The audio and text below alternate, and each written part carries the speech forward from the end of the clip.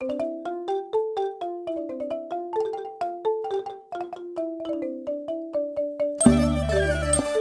លព្រាំងបង្គំជាខ្ញុំប្រណមលើកហាត់ថ្វាយព្រះពរលួងយីលួងម៉ែមហាបវរដោយក្តីអំណរថ្វាយព្រាំងពរជ័យបរមព្រាំងមហាក្សត្រីសូមសេរីខាងវឌ្ឍនៈលួងយីលួងម៉ែជាទីសក្ការៈត្រជុំត្រជាងរាជខ្មែរសង្សាន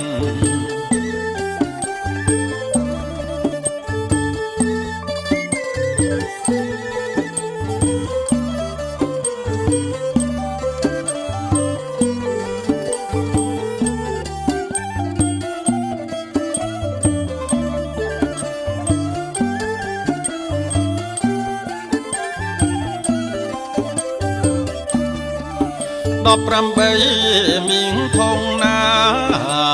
មហាលៀបយោះកូនចៅទាំងអងព្រោះនៅផ្សេងផ្សាដោយព្រះបារមីអង្គព្រះមហាក្សត្រីប្រណីរៀបប្រជារស់នៅសុខសាន្តទូទាំងកម្ពុជាទូលបង្គំគ្រប់គ្នាក្រាបថ្វាយព្រះអង្គ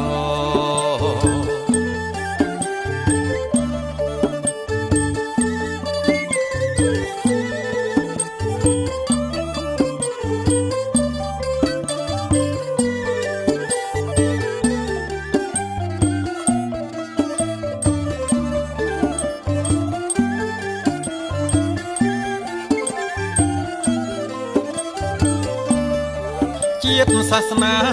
ព្រះមហាក្សត្រស្ថិតជាបាវចនាជាតិ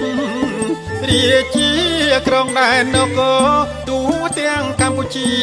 រាជខ្មែរសង្សានប្រទេសរុងរឿងកាងការព្រោះតែបានជ្រកក្រមលុប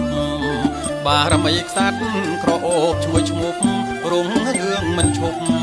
កម្ពុជាសន្តិភាព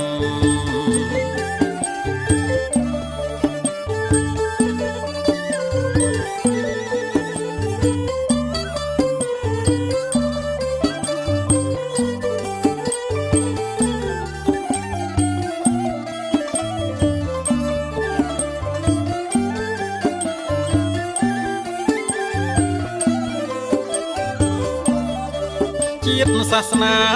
ព្រះមហាក្សត្រស្ថិតជាបាវចនាជាតិរាជាក្រុងដែននគរទូទាំងកម្ពុជារាជខ្មែរសង្សានប្រទេសរុងរឿងកាងការព្រោះតែបានជ្រកក្រមលុបបារមីក្សត្រក្រអូបឈ្មោះឈ្មោះរុងរឿងមិនឈប់កម្ពុជាសន្តិភាពបារមីក្សត្រក្រអូបឈ្មោះឈ្មោះរុង